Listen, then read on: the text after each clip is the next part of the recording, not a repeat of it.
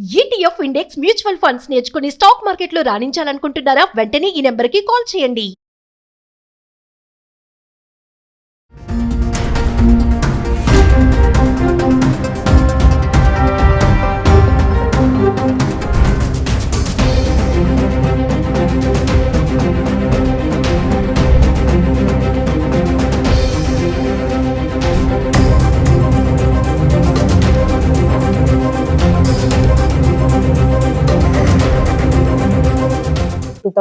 లో కూడా ఇలాంటి ఒక అటాక్ జరిగింది. అవును. అంటే that was on like 2 flights crash అయ్యాయి ఒక బిల్డింగ్ లోకి అని చెప్పి.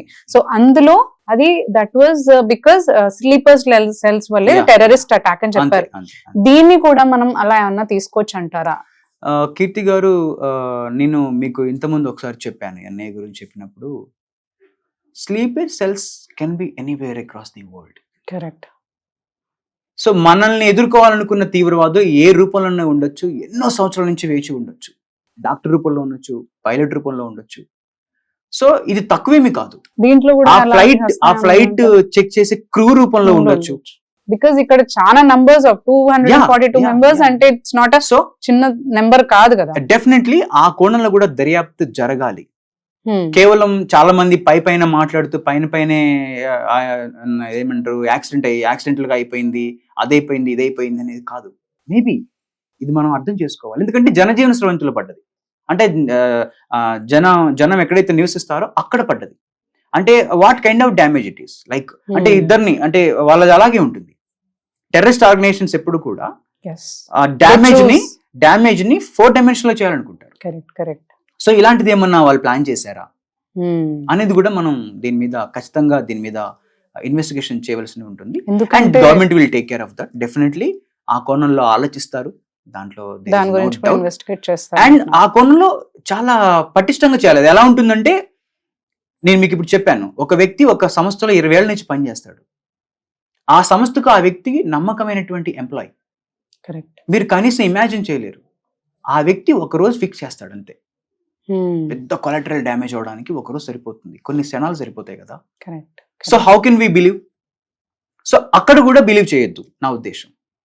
ఓకే, అంటే అక్కడ కూడా బిలీవ్ చేయకుండా ఆ టైప్ ఆఫ్ దర్యాప్తు జరిగితే తప్ప దీనికి అసలు కారణాలు బయటపెట్టడం అనేది చాలా కష్టమైన పని. తప్పకుండా సో ఎందుకంటే అదే బ్యాక్ టు బ్యాక్ మనకి పహల్గామ్ అటాక్, మళ్ళీ మనం సింధు చేసినాక మళ్ళీ వాళ్ళు అటాక్ చేయడం, అంటే వీళ్ళకి ఎలాగైనా ఆన్సర్ ఇవ్వాలి అని చెప్పేసి మీరు అంటే మనకి టెర్రరిస్ట్ రూపంలో కూడా ఆలోచించాలేమో అని అనిపిస్తుంది. అంటే మీరు స్లీపర్ సెల్స్ ఏ రూపంలో అయినా ఉండొచ్చు అని అంటున్నారు కాబట్టి it may be like they have called of some, ఇది ఎలాగైనా వీళ్ళకి ఆన్సర్ ఇవ్వాలని చెప్పి వార్ రూపంలో వాళ్ళు ఆన్సర్ ఇవ్వలేక ఈ విధంగా ఏమైనా చేసి ఉంటారు. తప్పకుండా. ఇప్పుడు నేను చెప్పినట్టుగా మీకు, ఇప్పుడు మనందరం కూడా ఇంజిన్ ప్రాబ్లం అని అంటున్నాం. మేబీ ఆ చెకింగ్ టీమ్ లోనే ఉండొచ్చేమో, మేబీ పైలట్ రూపంలో ఉండొచ్చేమో, మేబీ కో పైలట్ రూపంలో ఉండొచ్చేమో, మేబీ ఏటీసీ రూపంలో ఉండొచ్చు. Who knows exactly. So investigation అనేది ప్రాపర్ గా జరిగితే తప్ప దీనికి కాజ్ అనేది బయటికి రాదు. కానీ ఒకవేళ అది మాత్రం మ్యాన్ మేడ్ మిస్టేక్స్ అయితే అది క్షమించరా అన్నారు. తప్పకుండా వాళ్ళని శిక్షించాలి. ఎందుకంటే లైఫ్స్ పోయినాయండి. సో అది చాలా ఇంపార్టెంట్ కదా. బ్రతికి ఉండే హక్కు అనేది అత్యంత ప్రాధాన్యత కలిగినటువంటి హక్కు. కరెక్ట్. అది కూడా కోల్పోతే ఇంకా దీనికి. So this is very important. Investigation తర్వాత ఎవరు కాజ్ అనేది రెక్టిఫై చేసిన తర్వాత వాళ్ళకి శిక్షలు ఎలా ఉండబోతున్నాయి? There are some aviation rules. వాటితో పాటు క్రైమ్, ఆబ్వియస్ గా ఇది మర్డర్ లాంటిది. ఓకే, దీన్ని మర్డర్ గానే ట్రీట్ చేయబడతారు. కొన్ని ప్రత్యేకమైన చట్టాలు ఉన్నాయి. దాంతో పాటు మన ఏదైతే ఇప్పుడు మన ఐపీసీ, సిఆర్పిసి ప్రొసీజర్ కోడ్స్ ఏవైతే ఉన్నాయో ప్రాపర్ గా, అవే వీళ్ళకి కూడా అప్లికేబుల్ అవుతాయి. There is no doubt in that. Okay, so will see కొన్ని చట్టాల ద్వారా, కొన్ని ప్రత్యేక చట్టాల ద్వారా వాళ్ళు ఎలా శిక్షించబడతారనేది the government will take care of that. ఇప్పుడు పైలట్స్ మిస్టేక్ కానీ, లేదంటే సర్వీస్ పర్సన్ మిస్టేక్ అయినా కానీ, ఏటీసీ పర్సన్ లో మిస్టేక్ అయినా కానీ శిక్షలు డిఫరెంట్ గా ఉంటాయి. And if it is anywhere terrorist involve ఉన్నారు అని అంటే అది డిఫరెంట్ గా ఉంటుంది. ఆబ్వియస్లీ అండి, తప్పకుండా డిఫరెంట్ గా ఉంటుంది. ఎందుకంటే చట్టాలు దేని దానికే పొందుపరిచి ఉంటాయి. ఒక గవర్నమెంట్ సర్వెంట్ తప్పు చేస్తే, ఏటీసీ మనం అనుకుంటే ఫర్ ఎగ్జాంపుల్ ఏటీసీ తప్ప, ఏటీసీ ఏముంటుంది? ఆబ్వియస్ గా దాంట్లో గవర్నమెంట్ ఎంప్లాయీస్ ఉంటారు. సో డీజీసీఏ ద్వారా ఏటీసీ నడుస్తుంది, ఎయిర్ ట్రాఫిక్ కంట్రోల్. సో అందులో గవర్నమెంట్ సర్వెంట్సే వర్క్ చేస్తారు. They all look after the signal and A flight ఎప్పుడు రావాలి, ఎప్పుడు ల్యాండ్ అవ్వాలి, ఎప్పుడు టేక్ ఆఫ్ అవ్వాలి అనేది ఒక మొత్తం ప్రోగ్రామ్ డిజైన్ చేస్తారు, వాళ్ళు మానిటర్ చేస్తుంటారు. సో వాళ్ళు తప్పు చేస్తే శిక్ష అనేది ఆ చట్టంలో ఉన్న దాని ప్రకారమే తప్పకుండా వాళ్ళకి శిక్ష పడుతుంది. సో ఇన్వెస్టిగేషన్ అంతా కూడా మనకు తెలియడానికి ఎంత టైం పడుతుంది అంటారు? ఇప్పుడు ఎవరి కారణం అని తెలియడానికి ఇన్వెస్టిగేషన్ రివీల్ అనేది అంత తొందరగా జరిగే పని కాదు.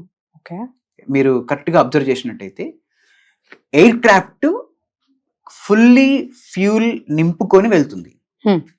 11 టన్నుల ఫ్యూల్, 11 టన్నుల బరువు కలిగినటువంటి ఫ్యూల్ ని ఎయిర్ క్రాఫ్ట్ నింపుకొని వెళ్తుంది. ఎందుకంటే ఎక్కడ బ్రేక్ లేదు, 9 hours కంటిన్యూగా జర్నీ చేయాలి కాబట్టి. సో ఎప్పుడైతే ల్యాండ్ అయిందో ఆ ఫ్యూల్ వల్ల బ్లాస్ట్ అనేది 10-15 రెట్లు రెట్టింపు బ్లాస్ట్ అయింది. రెట్టింపు మంటలు వ్యాప్తించడము, ఆధారాలన్నీ కాలిపోవడం జరిగింది. ప్రజెంట్ సిచ్యువేషన్ ఏంటంటే మీరు ఒక్కసారి కరెక్ట్గా మీరు ఛానల్స్ పెట్టి చూస్తే డెడ్ బాడీలు ఐడెంటిఫికేషన్ అవ్వట్లేదు. సో ఫార్ 160 అయ్యాయి. మిగతా వాళ్ళవి జస్ట్ పేర్లు ఉన్నాయి, కానీ కనీసం డిఎన్ఏ టెస్ట్ చేద్దామన్నా కూడా వాళ్ళ ఎముకలు ఏవో తెలియట్లేదు. కరెక్ట్. అలాంటి పరిస్థితి. సో ఫస్ట్ డిఎన్ఏ టెస్ట్ జరగాలి, వాళ్ళంతా రివీల్ కావాలి.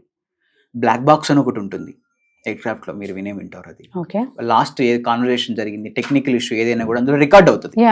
దాన్ని డీకోడ్ చేస్తారు, దాన్ని మళ్ళీ డీకోడ్ చేసి దానికి అసలు కారణాలు అంత రికార్డ్ అవుతుంటది. దాంట్లో ఎయిర్ క్రాఫ్ట్ కి జరుగుతున్న ప్రతి కదలిక అందులో రికార్డ్ అవుతుంటది.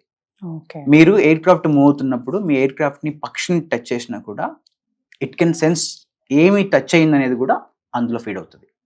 సో దాన్ని డీకోడ్ చేసి దాన్ని మళ్ళీ వాళ్ళు ఇన్వెస్టిగేషన్ టీం చేయాల్సి ఉంటుంది.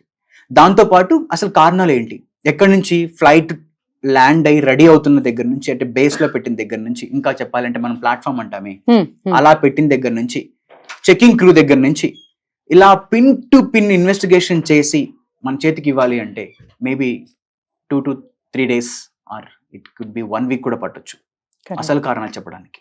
సో ఒకవేళ ప్రైమ్ కారణాలు చెప్పడానికి మేబీ DGCA ఇంకా కొంచెం ర్యాపిడ్ గా ఉంటే, so they are telling that few teams are coming from world, like ఏదైతే కంపెనీ ఉందో ఇంజన్ తయారు చేసిన కంపెనీ ఒక టీం పంపిస్తుంది, బోయింగ్ టీం పంపిస్తుంది, and we have taken help from the American aviation team also. So వాళ్ళ ఇన్వెస్టిగేషన్ టీమ్స్ ని కూడా ఇక్కడికి మనం పిలిపించడం జరుగుతుంది. వాళ్ళందరికీ మళ్ళీ మొదటి నుంచే ఎక్స్ప్లెయిన్ చేసి అప్పుడు మళ్ళీ వాళ్ళ దాంట్లో కాజ్ కనిపెట్టి ఇవి కారణాలు, పాసిబిలిటీస్, ఆ పాసిబిలిటీస్ నుంచి 1-2 పిక్ చేసుకొని ఇదంతా అయ్యేసరికి కొంచెం టైం పడుతుందండి. Okay, so we have to wait for the the investigation details.